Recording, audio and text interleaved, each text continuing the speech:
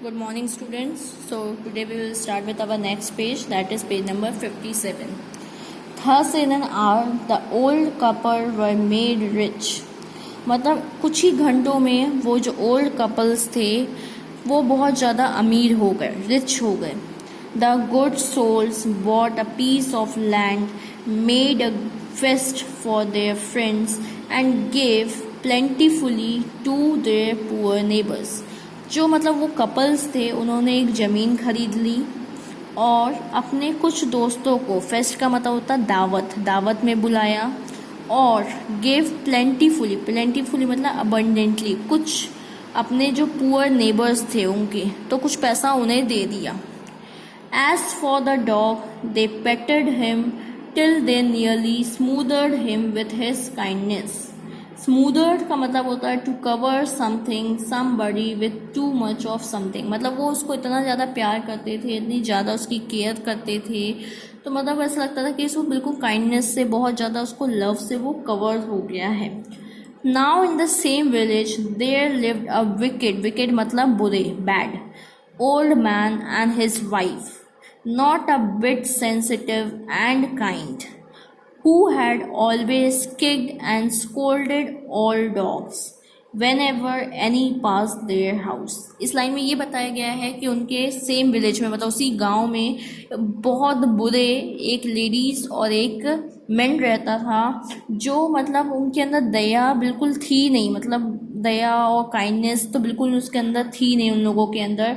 वो हमेशा कोई भी डॉग अगर उनके घर के पास से निकलता था तो उसे मार के भगा देते थे, किक कर देते थे, मतलब हमेशा एनिमल्स के साथ बहुत बैड बिहेव करते थे. Hearing of their neighbours good luck they caused the dog into their garden and set before him bits of fish and other dainties, hoping he would find treasure for them. कोज का मतलब होता है, कोज की meaning होती है persuaded. मतलब तब से जब से उनको पता चला था कि उनका नेबर का जो डॉग है वो मतलब उनके लिए ट्रेजर, खजाना खोजा है, तब से वो उसको मतलब लालच देने लगे थे, कोस्ट करने लगे थे, मतलब उसको बुलाने के लिए अपने घर, अपने गार्डन में. डेनिटीज़ का मतलब होता है टेस्टी फूड. तो मतलब इसमें वही दिया हुआ है कि hearing of their neighbours good luck, अपने नेबर्स का गुड लक मतलब अच्छा, मतलब सुना था कि मतलब कितना लकी है उनका डॉग, उनके लिए ऐसा किया है. दे कोस्ट, डॉग को बुलाते थे अपने गार्डन में. Set before him bits of fish and other dainties, उसके सामने कुछ मछलियाँ रख देते थे और टेस्टी फूड रख देते थे.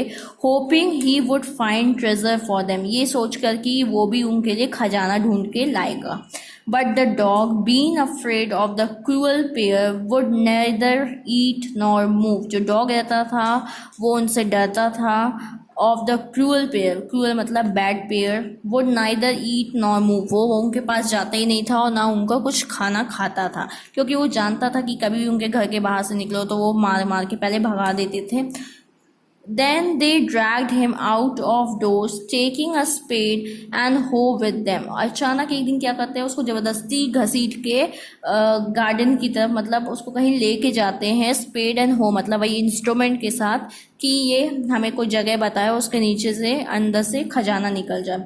No sooner had the dog got near a pine tree growing in the garden than he began to paw and scratch the ground as if a mighty treasure lay beneath. और फिर ज़बरदस्ती जब उसको लेके जाते हैं तो वो पाइन ट्री के पास जाता है एक गार्डन में, और वहाँ जाके वो खोदने लगता है. तो उसको लगता है, वो उस विकेड पर्सन को या विकेड लेडी मैन को, कि इसके अंदर ट्रेजर है, इसके नीचे ट्रेजर है, खजाना है. तो वो खोदने लगते हैं. Quick wife hand me the spade and hoe, वो जो आदमी है तो वो अपनी वाइफ को कहता है कि मुझे जल्दी से स्पेड दो, हो दो, जिससे मैं खोद सकूँ. cried the greedy old fool as he danced with joy. वो इतना खुशी से पागल हो जाता है और मतलब बहुत जल्दी जल्दी खोदने लगता है कि सोचता है कि इसके अंदर खजाना है.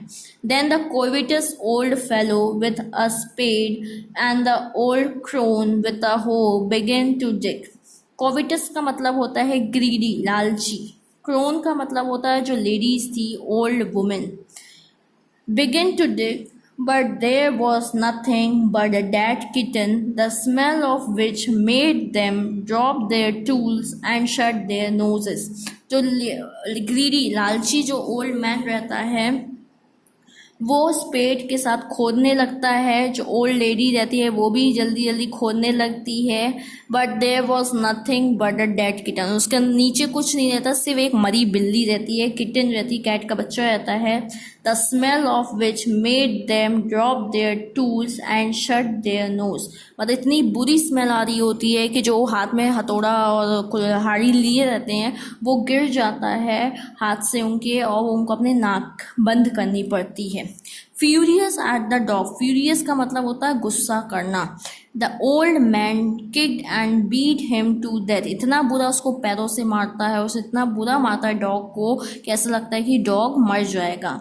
The old women finish the work by nearly chopping of his head with the sharp हो. और जो ओल्ड लेडी रहती है वो इतना बुरा उसको बेचारे को मारती है कि उसका मुंडी काट देती है. They then flung him into the hole. Flung का मतलब होता है threw. Into the hole and heaped the earth over his carcass. Carcass का मतलब होता है dead body. तो मतलब वही कहते हैं, उसको गड्ढे मारने के बाद उसको जो होल बनाए रहते हैं, जो ज़मीन खोदे रहते हैं उसके अंदर फेंक देते हैं, और जो मिट्टी रहती है मिट्टी उसके डेड बॉडी के ऊपर कवर कर देते हैं. The owner of the dog heard of the death of his pet and mourning for him as if he had been his own child and went at night under the pine tree. जो owner, जो मालिक था, जिसका वो dog था, वो जब सुनता है उसकी डेथ के बारे में कि वो मर गया है तो उसे बहुत दुख होता है. वो प्रे करता है ऐसे ओन चाइल्ड, ऐसा लगता है कि उस बेचारे का चाइल्ड हो, उसका खुद का बच्चा मर गया हो, बेचारा इतना ज़्यादा दुखी हो जाता है. Went at night under the pine tree. जहाँ पे उसको गाड़े रहते हैं उसके पास जाता है रात को. चलिए अब हम नेक्स्ट पेज कंटिन्यू करते हैं. Page number 58. Set up some bamboo tubes into the ground, such as are used before tombs, in which he put fresh flowers. उसके सामने वो क्या करता है, बेम्बू ट्री, देखिए आपको फोटो में दिया हुआ, पिक्स में दिया हुआ है कि बेम्बू के ट्यूब्स, लकड़ियों को गाड़ देता है उसकी बॉडी के आसपास. In which he put fresh flowers, और उसके ऊपर फ्लावर्स डाल देता है. Then he laid a cup of water and a tray of food on the grave and burned several costly sticks of incense. मतलब क्या करता है मतलब उसके ऊपर एक कप में पानी भर के रख देता है, एक ट्रे में या एक प्लेट में कुछ खाना रख देता है किसके ऊपर, बॉडी के ऊपर, जहाँ पे बॉडी को गाड़ी जाती है उसके ऊपर. And several costly sticks of incense, मतलब खुशबू वाली लकड़ियाँ, अगरबत्ती कह सकते हैं, अगरबत्ती जला देता है उसके बॉडी के पास. He mourned a great while over his pet, calling him many dear names as if he were alive. और उसको ऐसा लगता है कि अभी भी वो जिंदा है, तो उसको बहुत सारे नामों से, जैसे वो प्यार से बुलाता था, उन नामों से बुलाने लग जाता है कि शायद वो वापस आ जाए. That night the spirit of dog appeared to him in a dream and said. और उसी रात को क्या होता है, जो डॉग की स्पिरिट, मतलब जो आत्मा रहती है, या कह सकते हैं उसका मतलब आत्मा ही कह सकते हैं कि आत्मा उसकी सपनों में आती है और कुछ बोलती है. Cut down the pine tree over my grave and make from it a mortar for your rice pastry and a mill for your bean sauce. मतलब वो क्या बोलती है कि जो मेरी जहाँ बॉडी गाड़ी गई है उसके पास एक पाइन ट्री है, ये देखिए पाइन ट्री है, उसको काट लो, और मोर्टार का मतलब होता है बाउल, उसका बाउल बना लो अपने पेस्ट्री के लिए. और and a mile for your bean sauce. Mile का मतलब होता है एक मशीन टाइप का बना लो अपने बीन सॉस को बनाने के लिए. चलिए अब हम next page next day continue करेंगे. Thank you.